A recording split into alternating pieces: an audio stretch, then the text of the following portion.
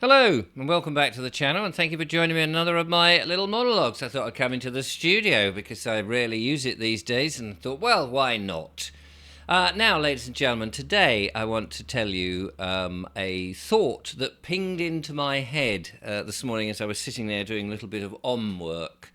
You know, bit of meditation, that kind of thing, as one does try to do as we connect with, the universe, the source, God, whatever you want to call it, and try and get inspiration each day for an idea to talk to you in my monologues. And this popped into my head, and I thought, well, it's such a good idea. You may do this. Maybe you already do it. Maybe it's not an original idea at all, because I know that somebody who I interviewed on the show did this with the council regarding council tax, and in the end, they just sent them an invoice. They sent them an invoice about the council tax and said, well, I'm not paying it. Here's my invoice. And I thought, actually, do you remember these things? These little invoice books. You remember those? You see them in W.H. Smith's and stationery shops and that sort of thing. Well, I thought, well, maybe we should carry one of those around our persons, because you know what it's like. You park your car and some official bloke in some comedy outfit pops over to you. You can't park there, mate. And then they write out their ticket and they stick it on. Or a policeman will stop you speeding or something and flash you in off the motorway. Or if you parked up on the hard shoulder, just temporarily because you've got a flat tyre or something. What you doing here, mate? Oh, you can't park here. You're stopping the traffic. Or whatever it might be. Or you get bills. You get these people sending you bills and for electricity or water or all this sort of stuff. And they're always they're always collecting money, aren't they, these people? They're always collecting money. And I thought to myself, well, if we had one of these little notebook things, every time they come over to us and try to sort of extract money, the bailiff at the door is banging on there saying, right, okay, I'm going to have some money off you.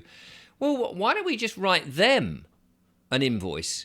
We're all trying to get into this world of private, so we're not in the public world. We're not in their world of commerce, because that's all it is. It's their world of commerce, this fakery that's wrapped around with the legal fiction. It's all in the world of commerce to get us to use our sweat equity, as they say, our energy to keep paying them money. Well, I'm fed up with that. I don't know about you, but I'm fed up with that.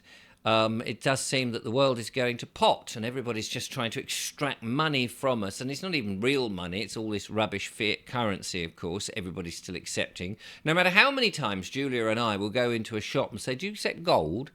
Wouldn't that be nice? Well, yes, it would. Why don't you actually just trade in gold and silver instead of just laughing at, yeah, but we have to deal in fiat currency, don't we? What? Promissory notes that have nothing behind it, that has no intrinsic value. It's a bit of paper.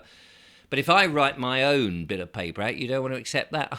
No, it has to be Bank of England ones, doesn't it? Yes, all right, whatever.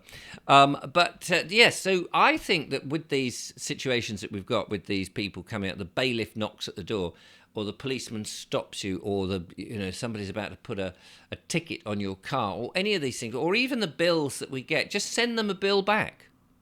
Send them a bill back and say, right, hold on a minute, Mr. Policeman. Before you ask me any questions, what's your name? What's your number? I see. Just writing this down in my little book. And then you say, okay, to whatever the name of the policeman, Police Plod. What station are you in? So-and-so police station. Yep. For stopping me in my lawful travelling, £1,000. There we go. That's for you. Thank you very much. Now, if you want to proceed... Because, and they'll look at you and go, well, what's that for? That's my bill, that's my invoice to you, thank you for stopping me from travelling. My lawful duty to be able to travel, my lawful right, rather, I can travel wherever I like, and you have now stopped me because of some stupid thing, and you want to get money out of me. And the other I would say that you could do that with all the bills. Just send them an invoice back, to the electric companies, because we know that this is all fraudulent stuff. It's all been paid out of our taxes anyway. They've got so much money. The money they collect, they go to war and all this sort of. Just send them a bill. I did it myself with the council tax one year. I'd paid by the bill of exchange. They wouldn't accept it. They wouldn't send me back the financial instrument I created with my signature. I said, well, all right, then you don't accept that. Fair enough. Give it to me back and I'll pay you in a different way. And they didn't. So in the end, I invoiced the buggers and said, well, you won't pay me. That's like you've stolen from me. So I'm invoicing you. And then I heard nothing from them. So I think we could do that. I just think that all these little misdemeanors that are coming up, we just build. The bailiff knocks at the door. Just a minute. What's your name? Barry. Right, okay, Barry. Where are you from? From so-and-so bailiff collectors. All right, that's it. For troubling me at my door and making demands with menaces, £2,000. There we go. That's for you. Thank you. Right now, what do you want to discuss? Well, come here to collect some money. Really?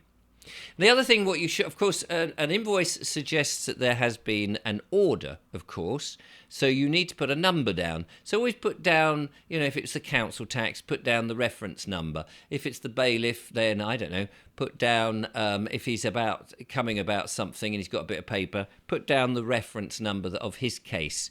But give him an invoice. Because I think that's a great way to stop them in their tracks. Because they are in the world of commerce, all these people, and, you invoice somebody and they have to pay the invoice. You say, well, if you don't pay it, there's no point in you laughing at it, mate. If you don't pay the invoice, I will get my bailiffs, my debt collectors, rather. I should get my debt collectors to come after you. Simple as. So, because I'm serving you this invoice, you've just wasted my time, and that's what I charge. Thank you very much. Now, of course, we know about people putting up notices saying, here's my tariff of charges, but just carry your own, so before they can open their trap, you charge them. There's lots of different ways that you can deal with this, of course, and I've dealt with it in various different ways. You can ask, tell people you can always not open the envelope. That's one thing. You could send the envelopes back and say the person you're writing to is no longer here. You could write a statement of truth and say the person you're writing to is deceased. I've done that. Because that's not a lie, is it? If they're writing to a dead entity, that person is deceased. You could ask them, say, well, I'm happy to correspond with you, but get my name right. Write to my Christian name. My Christian name is Richard. Or write to Richard of Biggleswick. That's who I am. I'm not this dead entity, but if you don't write to me, then how am I supposed to answer it? You may as well be writing to Sherlock Holmes or Dr. Watson or some other mythological character. Or you just send them an invoice. Say, thanks for that. I got your bill. Thank you very much. And I noticed the reference number is this, so I'm taking that as a reference number. For wasting my time to try and collect money out of me unlawfully, thank you very much. Here it is. And just charge them double. Whatever they're charging you, charge them double. Just a thought. I mean, you don't have to do it. Of course you don't. I'm not telling you what to do. You may be interested in it. You may think it's a good idea. You may think it's a load of rubbish. I don't really care. Anyway, there we are. That's my thought for the day. Until next time, bye-bye.